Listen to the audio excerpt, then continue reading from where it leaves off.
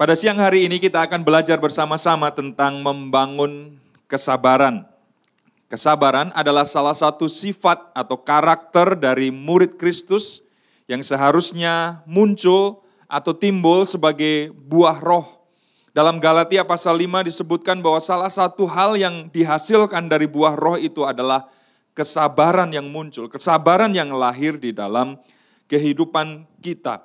Karena itu mari kita bersama-sama melihat Yakobus pasal 5 ayat 7 sampai dengan ayat yang ke-12 sebagai dasar pembahasan firman Tuhan pada siang hari ini. Yakobus 5 ayat 7 sampai dengan 12 demikian firman Tuhan. Karena itu saudara-saudara bersabarlah sampai kepada kedatangan Tuhan. Sesungguhnya petani menantikan hasil yang berharga dari tanahnya dan ia sabar sampai telah turun hujan musim gugur dan hujan musim semi. Kamu juga harus bersabar dan harus meneguhkan hatimu karena kedatangan Tuhan sudah dekat. Saudara-saudara, janganlah kamu bersungut-sungut dan saling mempersalahkan supaya kamu jangan dihukum.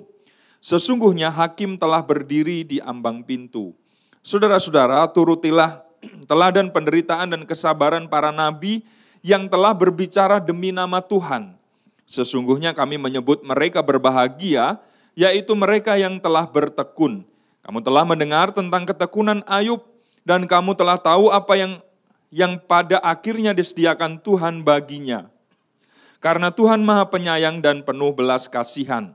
Tetapi yang terutama, saudara-saudara, janganlah kamu bersumpah demi surga maupun demi bumi atau demi sesuatu yang lain.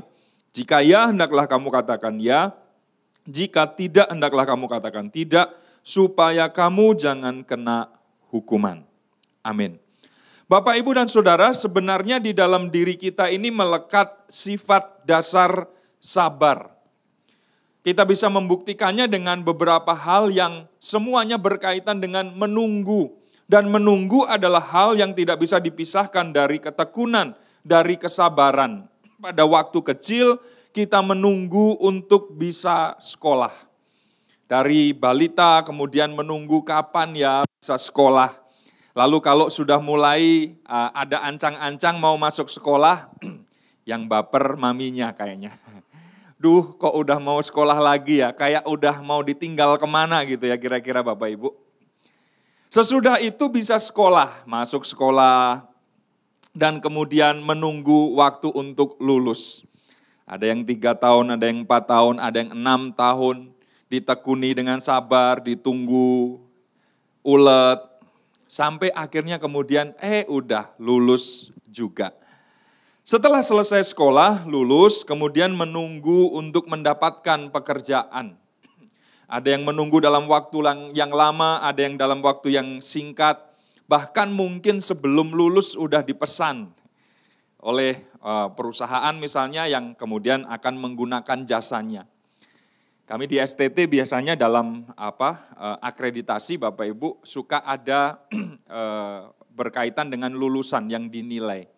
Jadi semakin pendek masa tunggu, waktu tunggu dari seorang lulusan untuk mendapatkan tempat pelayanan, itu nilainya semakin baik. Jadi 1 bulan lulus lalu kemudian sudah ditempatkan di tempat pelayanan, di gereja atau di sekolah misalnya seperti itu mendapatkan penilaian yang baik. Apalagi sebelum lulus tadi udah dipesan oleh gereja, oleh sekolah untuk kemudian nanti dipekerjakan di tempat tersebut. Itu baik sekali. Tapi memang kadang-kadang ada orang yang menunggu untuk waktu yang lebih lama. Tapi sifat dasar itu sebenarnya melekat di dalam diri kita. Oke, kita sudah dapat pekerjaan dan kemudian waktu menunggu kita selesai ternyata. Oh tidak, ada menunggu yang lain, menunggu pasangan hidup. Sudah lebih enak, sudah lebih mapan, penghasilan sudah menetap, rumah juga sudah ada misalnya seperti itu, hidup lebih tertata. Oke lah, sekarang waktunya untuk mendapatkan pasangan hidup. Tapi juga mesti harus menunggu untuk beberapa orang tertentu. Sesudah menunggu, dapat pasangan hidup. Lalu akhirnya sesudah menikah, menunggu lagi supaya anak-anak hadir di tengah-tengah keluarga tersebut. Jadi menunggu adalah proses yang biasa terjadi di dalam kehidupan kita dan sifat dasar sabar itu sebenarnya sudah melekat di dalam diri kita. Bersabar berasal dari istilah Yunani makrotumos. Makro berarti panjang, tumia berarti panas. Jadi ini ibarat mesin diesel Bapak Ibu. Memakan waktu lama, istilah dasarnya, untuk menjadi panas. Dan kita bisa melihat di situ bahwa untuk menjadi panas sebuah mesin atau sesuatu itu ada prosesnya, ada waktu yang harus ditempuh, ada perjalanan yang harus dilalui. Dan itulah makna dari kesabaran. Berarti bukan sesuatu yang bisa didapatkan dengan segera. Berarti bukan sesuatu yang bisa didapatkan secara instan. Sesuatu yang langsung jadi dan bisa kemudian kita nikmati. Wah, ketemu kemarin, lalu besoknya kita sudah bilang, benar-benar nih orang sabar banget gitu. Padahal kita baru tahu dia kemarin, baru tahu sekejap, baru tahu sebentar. Nggak akan mungkin membuktikan kesabaran seseorang. Tetapi itu semuanya adalah segala hal yang diuji oleh waktu, memakan proses, dan kadang-kadang untuk melewati semuanya ada perjuangan, pengorbanan sampai berdarah-darah karena demikianlah kesabaran. Dibentuk, diproses, ditunggu untuk waktu yang lama. Kita sebagai murid-murid Kristus adalah orang-orang percaya yang seharusnya memiliki sifat kesabaran ini dan Tuhan mengizinkan berbagai macam hal terjadi supaya makin hari kita makin menjadi orang-orang yang sabar. Nah, kapan kita harus bersabar? Mari kita lihat kembali kepada apa yang dicatat oleh Yakobus Bapak Ibu. Ada setidaknya 3 saat, 3 waktu ketika kita harus bersabar. Yang pertama, kita harus bersabar ketika keadaan di luar kendali kita. Tadi disebutkan di dalam ayat yang ke-7 tentang contoh atau teladan dari petani. Seorang petani meneladankan kepada kita tentang kesabaran, tentang ketekunan, tentang keuletan menunggu hasil yang akan didapatkan. Tetapi tahukah Bapak Ibu bahwa petani itu adalah orang-orang yang di luar dirinya ada hal-hal yang tidak bisa dikendalikan. Sama juga dengan kita. Tuhan kadang mengizinkan hal-hal terjadi di dalam kehidupan kita di luar kendali kita. Petani itu hanya bisa menabur. Petani mungkin punya ilmu untuk merawat tanaman, untuk memelihara apa yang dia tanam itu. Sampai pada waktunya kemudian dia memanen. Tetapi kalau Tuhan tidak memberi pertumbuhan, nggak akan mungkin dia bisa memanen. Kalau Tuhan tidak yang memberikan hasilnya, maka kemudian dia kesulitan untuk mendapatkan hasilnya. Kalau Tuhan tidak memberikan hujan, musim yang baik, lalu segala macam dari alam semesta ini yang mendukung, maka petani itu tidak akan menuai hasilnya. Ada hal-hal di luar dirinya sekali lagi yang tidak bisa dikendalikan, yang tidak bisa dikontrol, yang tidak bisa dengan mudah dia atur di dalam kehidupannya. Dia nggak bisa bilang, hujan nanti sore, datang jam 5 sampai jam 6 supaya tanamanku bisa bertumbuh dengan baik. Stop, jam 6, sekarang waktunya angin. Stop, sekarang waktunya panas. Petani tidak bisa mengendalikan segala sesuatu seperti itu. Saudara, ada hal-hal yang di luar kendali kita, di luar kontrol kita. Kita nggak bisa handle semuanya. Tetapi justru keadaan-keadaan itulah yang dipakai oleh Tuhan untuk membuat kita menjadi orang-orang yang belajar bertekun, belajar bersabar. Meskipun petani nggak tahu kapan musimnya, kapan hujannya, kapan kelarnya hujan itu, kapan dia harus menuai semuanya, tetapi dia sabar menunggu. Dan inilah yang seharusnya juga terjadi di dalam kehidupan kita. Ada satu periode di dalam kehidupan keluarga kami di mana Tuhan mengajarkan untuk bersabar di tengah-tengah situasi dan kondisi yang tidak bisa kami kendalikan. Pada tahun 2007 dan pada tahun 2015 ada dua peristiwa yang hampir mirip yang kami alami. Yang pertama 2007 Jeremy lahir prematur 7 bulan. 2015 Jevin lahir 6 bulan lebih. Dan situasi itu adalah situasi yang betul-betul di luar kendali kami. Kami nggak bisa berbuat sesuatu. Ya, semuanya sudah terjadi. Dan saya nggak bisa menyalahkan siapapun untuk hal-hal yang di luar kendali saya tersebut. Saya mau bilang kepada dokternya, dokter ngasih obatnya apa sih? Kok nggak bisa bertahan nih anak? Dokternya sama, rumah sakitnya sama. Harusnya dokter begini dong, harusnya dikasih ini dong, harusnya begini dong. Saya nggak bisa protes seperti itu. Dia bilang, saya manusia juga. Saya manusia biasa, saya hanya berusaha semampu saya, sebisa saya. Sesuai dengan ilmu pengetahuan yang saya dapat. Tapi kalau ada hal-hal yang kemudian terjadi di luar itu di luar kewenangan saya. Saya nggak bisa ngomong ke istri saya, kamu ceroboh amat sih. Kenapa nggak bisa menjaga supaya bayi itu bisa lahir 9 bulan, 10 hari normal, 1 hari di rumah sakit, besoknya kita bisa bawa pulang dan digedein, beres semuanya. Saya nggak bisa bilang, kamu kok nggak bisa ngerawat semuanya. Itu semuanya terjadi di luar kendali, di luar kontrol kami. Dan saat-saat itu adalah saat di mana saya, istri, keluarga belajar untuk bersabar. Bersabar, ulet, tekun, menantikan apa yang Tuhan sedang kerjakan, menantikan apa yang terjadi semuanya. Dan itu adalah sesuatu yang memakan waktu prosesnya. Ketika melihat di inkubator, gak bisa menyentuh, gak bisa menggendong, ada sebuah proses di mana kesabaran itu dibentuk. Ada waktu, ada jam besuk, ada pembatasan yang dilakukan oleh rumah sakit, kesabaran diuji. Dengan berbagai macam hal yang lain, kesabaran itu dibentuk di tengah-tengah situasi dan kondisi yang di luar kendali kita. Bapak Ibu, kita nggak bisa mengendalikan perang antara Rusia dan Ukraina. Itu di luar kendali kita. Kita nggak bisa ngomong kepada presiden Ukraina, kepada presiden Rusia untuk stop, selesai, berhenti, ngeganggu. Perusahaan saya jadi terganggu ekonominya gara-gara perang itu. Itu di luar kontrol kita, di luar kendali kita. COVID terjadi waktu itu di China. Kita berkata, wah nggak akan mungkin datang atau masuk ke Indonesia karena izinnya susah. Nggak akan mungkin lah, udah minum aja empon-empon atau apa segala macam yang anget-anget badannya, kita akan tahan semuanya. Tapi rupanya nggak seperti itu yang terjadi. Seluruh dunia kena dan itu di luar kendali kita.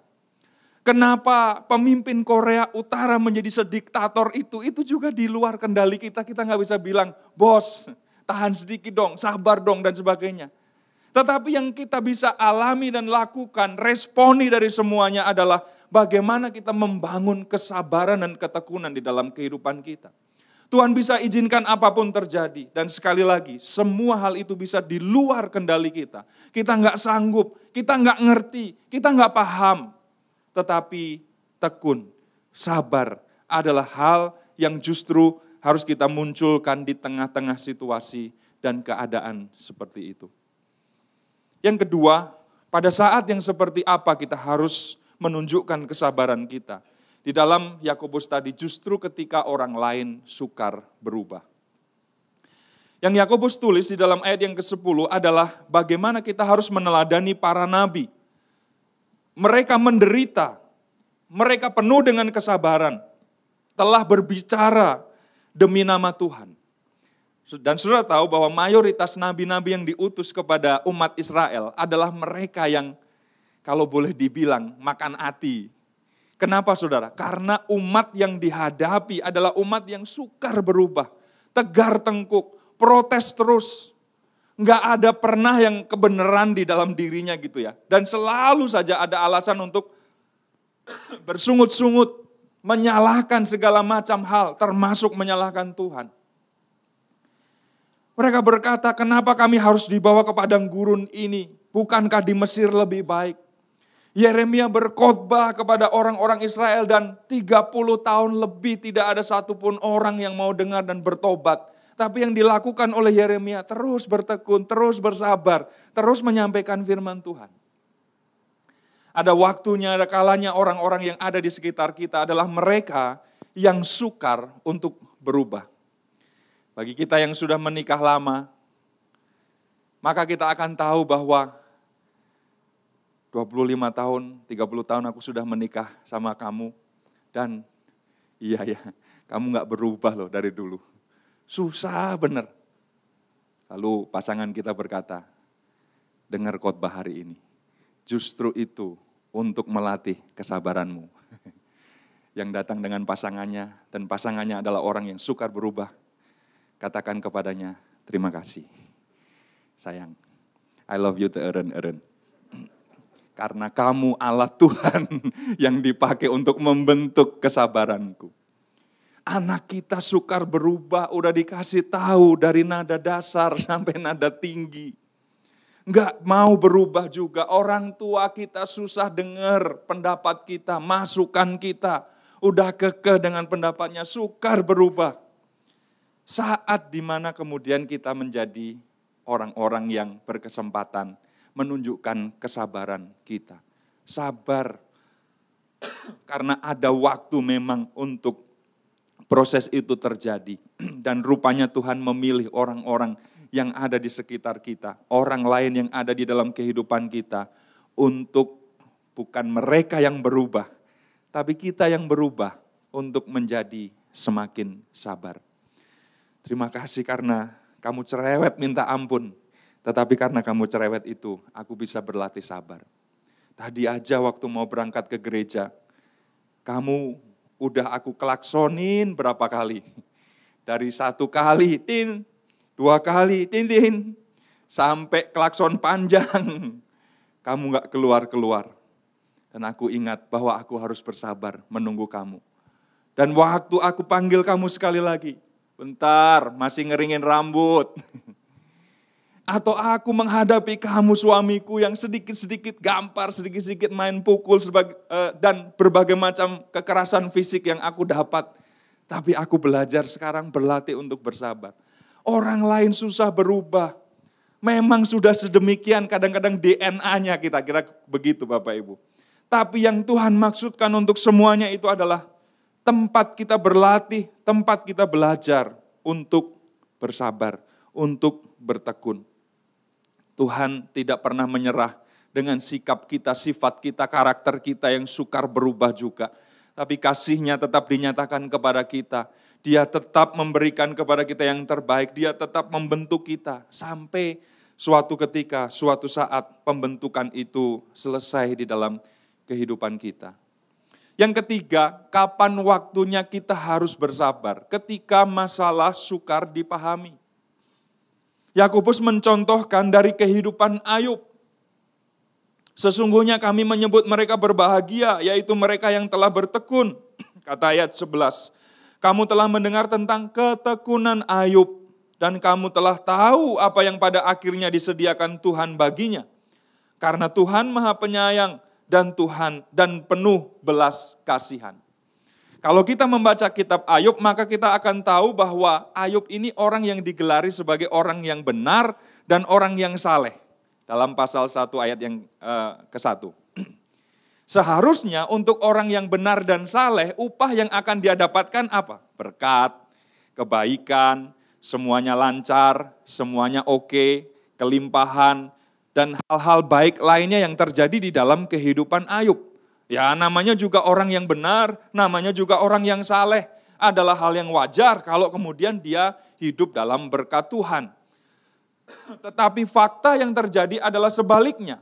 Ayub yang saleh, Ayub yang benar di mata Tuhan adalah dia yang kemudian mengalami masalah yang sukar untuk dia pahami di dalam hidupnya.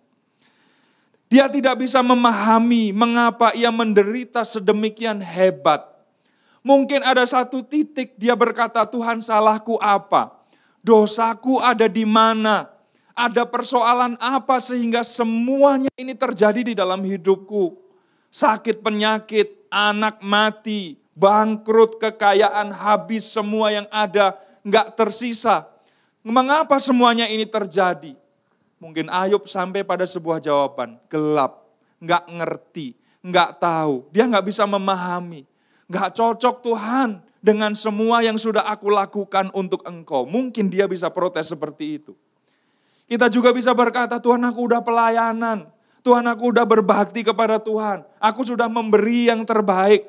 Usahaku sudah sedemikian total dan maksimal untuk Tuhan, untuk gerejamu, untuk pekerjaanmu, untuk kerajaan Allah.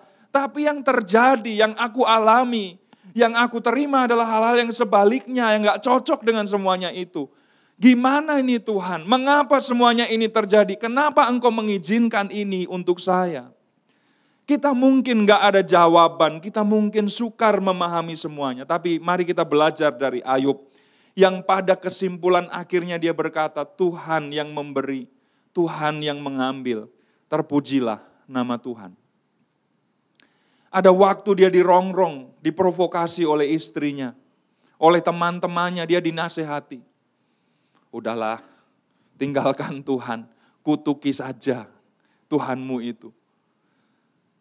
Kamu kan udah melakukan segala yang terbaik, ini yang kamu terima, ini yang kamu dapat, faktanya kayak gini. Kenapa kamu masih menyembah dia? Godaan-godaan semacam itu ada di dalam kehidupan kita. Kenapa? Ya, sukar dipahami. Nggak make sense, nggak masuk akal. Kenapa hal-hal yang nggak logis ini justru terjadi di dalam kehidupan saya? Tapi sekali lagi mari kita belajar dari Ayub. Dia sabar menghadapi semuanya. Dia tidak tahu mengapa ia menderita. Mungkin dia sampai akhir hidupnya pun tidak mengalami jawabannya. Tetapi yang dia tahu, Tuhan tetap mengasihi dia. Tuhan berbelas kasihan kepadanya. Kedaulatan otoritas ada di tangan Tuhan. Dia yang memberi, dia yang mengambil. Dia yang bisa menyatakan sesuatu, dia bisa mengangkat sesuatu. Dia bisa mengambil sesuatu. Dan terpujilah nama Tuhan. Ada banyak persoalan yang sukar kita hadapi, sukar kita pahami di dalam kehidupan kita. Tapi justru di waktu-waktu sulit itulah kesabaran kita Bapak Ibu sedang dibangun. Ketekunan dan keuletan kita sedang diuji. Apakah betul-betul ini adalah sesuatu yang berkualitas, yang murni, yang baik. Atau sesungguhnya itu adalah kesabaran-kesabaran yang palsu. Saudara, bagian berikutnya mari kita belajar tentang mengapa kita harus bersabar. Kalau tadi bicara soal kapan kita harus bersabar, sekarang mari kita lihat mengapa, tujuannya apa, alasannya apa, kenapa kita harus bersabar. Yang pertama di dalam ayat 7 dan 8 kita melihat bahwa Tuhan adalah pribadi yang memegang kendali di atas segala sesuatu yang terjadi. Ya, petani nggak bisa ngatur musim. Ya, kita nggak bisa menghandle segala sesuatu yang di luar kewenangan kita. Tapi percayalah bahwa Tuhan adalah pribadi yang memegang kendali. Dia yang berjanji adalah dia yang nggak pernah kewalahan untuk menggenapkannya di dalam kehidupan kita sesuai dengan waktu Tuhan. Yakobus ingin menekankan bahwa Tuhan memegang kendali. Tuhan adalah pencipta, Tuhan adalah pemilik, Tuhan adalah pengendali dan pemelihara segala sesuatu yang dia sudah ciptakan. Ketika dia selesai menciptakan, dia berkata, sungguh amat baik. Dia tidak kemudian berkata, udah ya, selesai tugasku, aku retired, aku pensiun, aku mau bersenang-senang. Apa yang terjadi, terjadilah. Dia tidak berkata seperti itu, tapi dia memelihara apa yang dia ciptakan. Dia mengendalikan segala sesuatu. Dia menciptakan hukum alam. Dia memproses, dia menjaga segala sesuatu. Dan kalau kita sampai hari ini masih ada, semuanya hanya karena pemeliharaan Tuhan. Kalau Tuhan geser sedikit saja, jarak antara matahari dengan bumi misalnya. Jarak yang dijauhin sedikit sama Tuhan, musim udah acak adut saudara. Kita mungkin akan menjadi beku. Tapi Tuhan geser sedikit, waduh, kita bisa gosong, terpanggang, bisa panas. Rotasi, revolusi yang terjadi atas alam semesta, bumi, planet yang lain, matahari, digeser sedikit oleh Tuhan, diubah arahnya, waduh, bubar semuanya saudara. Tapi dia pegang kendali, dia atur segala sesuatu, dia bekerja. Dan dia sebagai pribadi yang memegang kendali adalah dia yang juga akan menggenapkan janjinya kepada setiap kita. Para pengejek mungkin sudah mulai mengatakan, berita tentang Yesus yang akan datang kembali itu kan udah berapa lama. Bahkan udah dari gereja mula-mula, Yesus akan datang kembali, Yesus akan datang kembali. Sampai hari ini nggak datang-datang. Udah 2023 nggak datang juga. Kayaknya salah tuh. Mungkin dia bohong. Mungkin dia menyatakan janji palsu. Pengejek-pengejek, orang-orang yang skeptis, orang-orang ateis mulai berkata seperti itu. Tapi mari kita percaya kepada Tuhan. Dia yang sudah menubuatkan sesuatu. Alkitab sudah menyatakan penggenapan nubuatan. Dan ada nubuat-nubuat lain yang belum tergenapi. Kalau nubuat-nubuat yang lain sudah tergenapi, kenapa tidak? Apa susahnya bagi Tuhan untuk menggenapi nubuat-nubuat yang lain itu? Termasuk janjinya untuk datang kembali. Yang perlu kita lakukan sampai Tuhan datang. Dan kalau dia belum datang pun ketika kita masih diberi kesempatan untuk hidup di bumi ini. Satu hal yang pasti, sabar, tekun, setia menantikan dia. Saudara, pada tahun 1941 ada perang antara Amerika dan Jepang dalam Perang Dunia yang kedua. Satu kali Jepang membombardir Pearl Harbor dengan pesawat-pesawat, dengan bom, dan Amerika kacau balau tunggang langgang, dikalahkan oleh Jepang. Mereka mau membalas dengan mengirim pasukan, 90.000 lebih kekuatan yang pada waktu itu dikirim, dan mereka punya pangkalan di Filipina. Jenderal yang memimpin mereka adalah Douglas MacArthur. Dan ketika mereka berperang pada tahun itu, mereka tetap dikalahkan oleh Jepang. Mereka dipukul mundur, dan sampai akhirnya Douglas MacArthur mengundurkan diri atau mengungsi sampai ke Australia. Tapi dia berjanji kepada pasukannya, I shall return. Ada saatnya kita membalikkan keadaan. Ada waktunya kita akan pukul mereka balik. Oke, kita sekarang dihabisi mereka 7-0. Nanti waktunya kita hajar mereka dengan 7-0 juga. Kesampaian gak ya kok Beben ya? Berat nih kayaknya nih. Tapi itulah yang dilakukan oleh Douglas MacArthur. 1944. Mereka datang kembali ke Filipina dengan kekuatan yang lebih besar, dengan persenjataan yang lebih lengkap. Dan Jepang kemudian dikalahkan. Kalau Douglas MacArthur aja, jenderal gila, jenderal yang gak ada takut-takutnya itu, berjanji dan menggenapi janjinya. Tuhan Yesus yang kita sembah, yang berjanji aku akan datang kembali. Dia pasti akan menggenapi janjinya, amin. Mari kita tunggu waktu Tuhan, mari kita bersabar dengan segala sesuatu yang masih akan terjadi, yang masih akan diproses oleh Tuhan. Tapi kita percaya, di tengah-tengah kesabaran itu, Tuhan memegang kendali. Yang kedua, Tuhan bekerja di dalam diam. Kenapa kita harus bersabar? Ya, karena Tuhan bekerja di dalam diam. Dalam Yakobus 5 ayat 7 yang soal petani tadi dikatakan, Tuhan gak kelihatan, tetapi Tuhan bekerja atas hidup kita. Dia membuat segala sesuatu untuk mendatangkan kebaikan bagi kita. Dan contohnya adalah soal tanaman tadi. Contohnya adalah soal tumbuhan. Kalau kita lihat orang menanam tumbuhan, baru beberapa bulan kemudian setidaknya bisa memanen kan. Dan orang atau petani itu gak nungguin tumbuhan yang dia taburkan itu atau dia tanam itu, di situ terus sampai tumbuh jenggot panjang, sampai tua gitu ya saudara. Dan kemudian wah panen.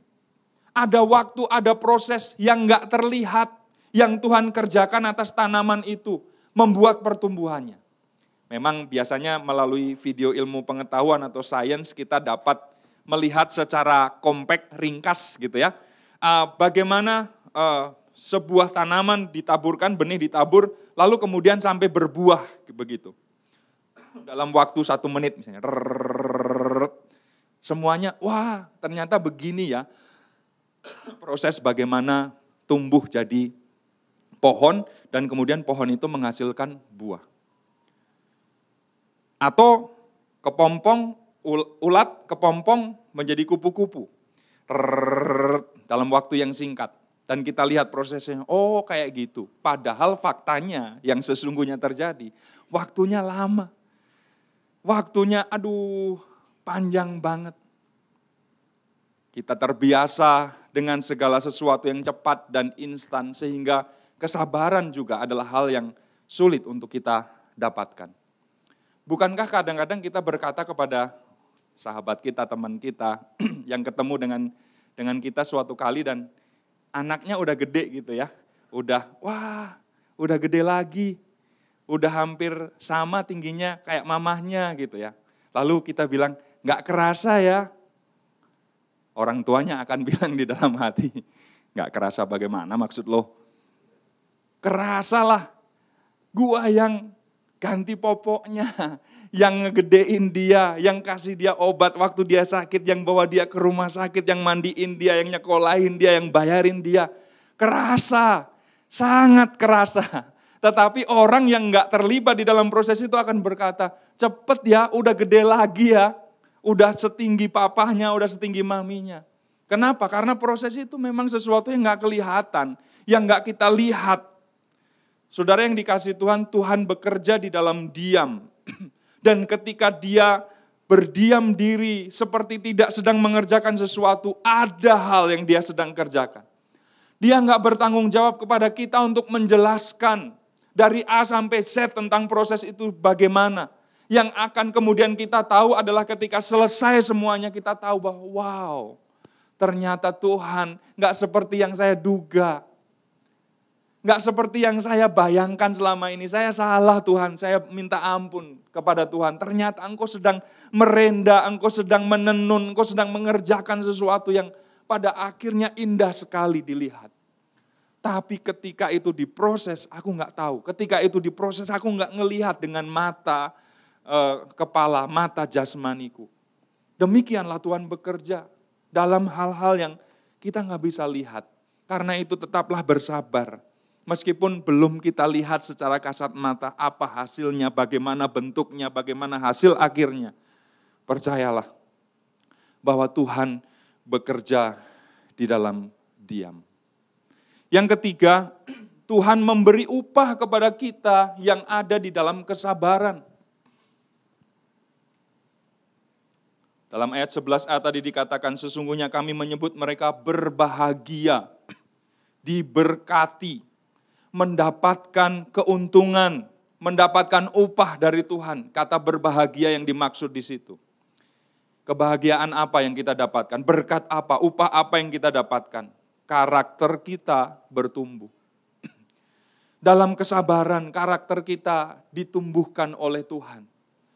Kita 10 tahun lalu dengan kita sekarang adalah pribadi yang berbeda ternyata. Wah, dulu kita waktu antri di Serobot, yang kita pegang adalah kerah baju orang itu. Mundur lagi atau lu habis. Gitu. Tapi sekarang 10 tahun kemudian, kita bisa mengalami sebuah perubahan. Prosesnya sama, peristiwanya mungkin mirip, antrian di Serobot, kita bisa berkata, Mas, kita sudah dari tadi ngantri juga, jadi tolong jangan serobot, silahkan mundur untuk ngambil antrian. Progres dong, sudah ada perubahan, sudah ada sesuatu yang baik. Kita bertumbuh ke arah yang baik, bukan bertumbuh ke arah yang lebih jelek, lebih buruk. Tapi kita bertumbuh ke arah yang lebih dewasa. Dalam kesabaran itu, kita diproses untuk memiliki karakter yang makin hari makin indah. Hubungan kita dengan orang lain juga membaik. Sebelumnya kita gak sabar, kita gerusa-gerusu, buru-buru ngambil keputusan. Hari keputusannya salah lagi saudara. Sehingga akhirnya hubungan kita gak baik dengan orang lain, gak baik dengan pasangan, gak baik dengan keluarga. Tapi sesudah kita diproses dalam kesabaran, kita bisa memperbaiki hubungan-hubungan yang mungkin pada awalnya retak itu. Saya tahu sekarang bahwa saya yang salah ternyata. Dulu keputusan itu saya ambil dengan terburu-buru. Saya nggak minta pendapat kamu. Dan sekarang saya ngerti konsekuensi yang harus saya ambil. Tapi dari situ saya belajar. Sorry ya, maaf ya. Akhirnya kemudian kita bisa mengalami pemulihan di situ. Hubungan yang baik dengan orang lain. Kita jadi lebih bahagia, saudara. Ada ungkapan bahagia itu sederhana kan? Tapi rupanya nggak sesederhana yang kita bayangkan. Karena bahagia itu nggak hanya sederhana. Kadang-kadang kasiah bundo, lalu apa lagi, pagi sore, nyebut merek ya. Nggak sederhana ternyata bahagia itu. Kebahagiaan adalah sesuatu yang akan didapatkan oleh mereka yang diproses dalam kesabaran, diproses dalam ketekunan. Karena dia tahu bahwa kebahagiaannya adalah kebahagiaan yang berasal dari dalam. Bukan kebahagiaan yang semu yang berasal dari luar. Kalau segala sesuatu bisa kita handle, wah kita senang. Kalau segala sesuatu di bawah kendali kita, wah kita ini. Kalau kita bisa melihat dengan mata jasmani kita, wah kita bahagia. Sebaliknya, kebahagiaan kita kemudian hilang. Tapi kalau kita bersabar, kalau kita bertekun, kalau kita menjadi orang-orang yang ulet sebagai murid Kristus, kebahagiaan itu mengalir dari dalam keluar. Tujuan hidup kita tercapai. Punya cita-cita, punya visi, punya sasaran. Tadinya gak mungkin bisa karena di tengah jalan kita tinggalkan. Di tengah jalan kita gak tekun, gak sabar, gak setia. Tapi karena kita tekuni, kita sabar. Wah, mimpi kita 25 tahun yang lalu menjadi kenyataan sekarang. Kenapa? Karena kita on the track. Karena kita nggak keluar dari jalurnya. Karena kita terus ada di tempat ini. Mari kita belajar bertekun. Supaya tujuan hidup kita menjadi kenyataan yang akan kita raih di kemudian hari. Bagian terakhir saudara. Apa yang nggak boleh kita lakukan? Apa yang harus kita hindari pada waktu kita bersabar? Yang pertama, jangan bersungut-sungut. Dalam ayat yang ke-9 tadi dikatakan, orang yang bersungut-sungut, saling mempersalahkan, akan mendapatkan akibatnya. Akan mendapatkan konsekuensi hukumannya. Dan kita bisa belajar di sini bahwa sungut-sungut akan menjauhkan kita dari berkat Tuhan. Generasi pertama Israel bersungut-sungut. Di sepanjang perjalanan mereka di padang gurun, 40 tahun. Gak ada syukur-syukurnya kepada Tuhan, gak ada terima kasihnya. Yang mereka lakukan adalah protes. Yang mereka lakukan adalah menyalahkan Musa. Yang mereka lakukan adalah menyalahkan keadaan. Mesir lebih baik, bawa kami kembali ke Mesir. Karena apa yang mereka lakukan itu, karena sungut-sungut gerutu. Dan kemudian menyalahkan Tuhan itu. Mereka gak bisa masuk ke tanah perjanjian. Tanah yang penuh dengan susu dan madu. Tanah yang berbanding terbalik dengan situasi dan kondisi padang gurun. Yang kering kerontang, gak ada sesuatu yang bisa mereka nikmati. Tetapi Tuhan memberikan upah kepada mereka tanah perjanjian. Hanya saja karena mereka gak sabar, karena mereka gak tekun, karena mereka gak mau berterima kasih kepada Tuhan. Yang terjadi adalah bangsa itu, generasi pertamanya, dilarang masuk. Bahkan Musa pun gak bisa masuk ke tanah perjanjian itu. Yosua yang memimpin bangsa itu. Generasi berikutnya. Generasi yang sudah tidak terkamiri lagi oleh hal-hal yang tidak berkenan di hadapan Tuhan. Yaitu persungutan, yaitu gerutu, menyalahkan Tuhan. Menurut Yudas 1 ayat 15-16, sungut-sungut itu perbuatan orang fasik. Orang yang gak kenal Tuhan, orang yang gak percaya kepada Tuhan. Hendak menghakimi semua orang dan menjatuhkan hukuman atas orang-orang fasik. Karena semua perbuatan fasik yang mereka lakukan dan karena semua kata-kata nista yang diucapkan orang-orang berdosa yang fasik itu terhadap Tuhan. 16, mereka itu orang-orang yang menggerutu dan mengeluh tentang nasibnya. Hidup menuruti nasibnya, nafsunya. Tetapi mulut mereka mengeluarkan perkataan-perkataan yang bukan-bukan, dan mereka menjilat orang untuk mendapat keuntungan. Menggerutu, mengeluh perbuatan orang-orang fasik. Saudara, jangan mendowngrade diri kita turun menjadi sejajar dengan orang fasik. Kita orang yang sudah kenal Tuhan, kita orang yang sudah hidup di dalam proses dan pertumbuhan makin hari makin serupa dengan Kristus. Biarkan bersungut-sungut, menggerutu adalah mereka saja yang tidak kenal Tuhan yang melakukannya. Yang kita lakukan adalah bersabar, berlatih tekun, berlatih mengucap syukur, terus ada di dalam proses itu. Dan kita melihat ke belakang, kita melihat hari ini, kita adalah orang-orang yang jauh berbeda. Karena kita menjadi orang-orang yang lebih sabar dibandingkan pada masa lalu. Yang terakhir, yang kedua, jangan bersumpah. Dalam Yakobus 5 ayat 12 dikatakan, tetapi yang terutama saudara-saudara, janganlah kamu bersumpah demi surga maupun demi bumi atau demi sesuatu yang lain. Jika ya, hendaklah kamu katakan ya. Jika tidak, hendaklah kamu katakan tidak. Supaya kamu jangan kena hukuman. Terjemahan yang lebih tepat sebenarnya adalah jangan menyumpahi. Jangan memaki-maki. Jangan mengumpat. Bukan jangan bersumpah dalam arti saya bersumpah. Tetapi jangan menyumpahi. Jangan memaki-maki. Ada orang tua yang ketika anaknya berbuat salah, dia menyumpahi anaknya. Dasar anak setan. Dia nggak sadar bahwa dengan demikian itu berarti dianya yang setan kan. Kita mengumpat, kita mengeluarkan kata-kata kasar, makian kepada orang lain ketika segala sesuatu tidak sesuai dengan apa yang kita inginkan. Tapi mari kita belajar, jangan sampai hal-hal itu membuat kita makin menjadi tidak sabar. Mungkin kita belajar bersabar dengan tidak mengumpat, sulit saudara, tapi kita bisa memulai dengan mengubah isi umpatan atau makian kita. Saya pernah mengusulkan diganti saja dengan nama-nama makanan. Jangan nama binatang ya saudara. Anjing, babi gitu, udahlah lupakan. Kita ganti dengan nama-nama makanan mungkin akan menolong kita untuk nantinya tidak mengumpat. Saudara. Tumis kangkung kek, pepes peda kek, apa gitu ya. Oncom. Dasar oncom raos ya misalnya. Jadi orang lain akan tertawa dengan apa yang kita lakukan. Mari kita belajar bersabar dengan segala situasi yang terjadi. Tidak menyumpahi orang lain, bahkan Tuhan, karena Dia sedang bekerja di dalam diam.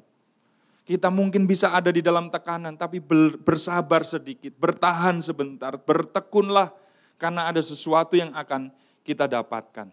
Berdiam diri, tunggu dengan sabar, Tuhan sedang bekerja, dan hal-hal yang terbaik yang Dia kerjakan di dalam kehidupan kita.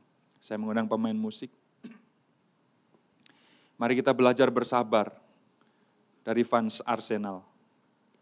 Menunggu juara udah berapa tahun ya kok ya. Sabar mereka, tekun mereka. Mudah-mudahan ya. Karena masih ada Manchester City. Saya nggak berani ngomong Manchester yang lain. Takut malu. Mari kita bersabar dengan segala sesuatu yang terjadi. Lebih baik berdiam diri dan menikmati proses-proses itu. Ya tentu tidak nyaman, tentu tidak enak buat kita. Tetapi hasil akhirnya itulah yang akan kita nantikan di dalam kehidupan kita.